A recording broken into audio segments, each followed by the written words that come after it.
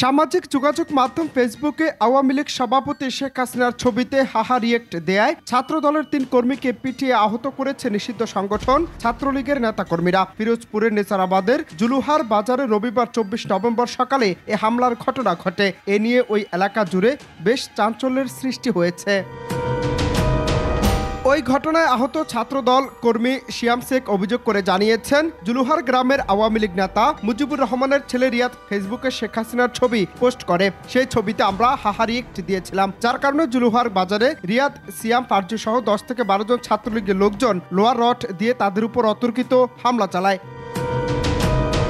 তবে হামলায় সিয়াম ছাড়াও আহত হয়েছেন ছাত্রদল কর্মী হাসান ও রিয়ান। অন্যদিকে অভিযুক্তরা হলেন উপজেলার জুলুহার গ্রামের মোহাম্মদ শহীদুল ইসলামের ছেলে মোহাম্মদ রিয়াদ, মুজিবুর রহমানের ছেলে সিয়াম এবং ফারুক হোসেনের ছেলে ফারজু। অভিযুক্তরা সবাই সমুদায় কাঠি ইউনিয়নের 6 নম্বর ওয়ার্ডের সক্রিয় সম্প্রতি নিষিদ্ধ সংগঠন ছাত্রলীগের কর্মী। হামলার বিষয়ে অভিযুক্ত ছাত্রলীগ কর্মীদের বক্তব্য পাওয়া না গেলেও মারামারির বিষয়টি নিশ্চিত করেছেন ইউনিয়ন আওয়ামী লীগের সাধারণ সম্পাদক মোহাম্মদ হুমায়ুন কবির।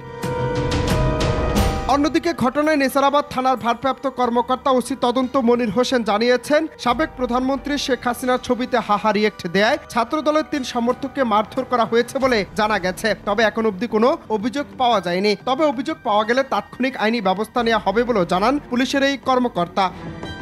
অনন্ত হাসান মাসুদ, বাংলা টিভি।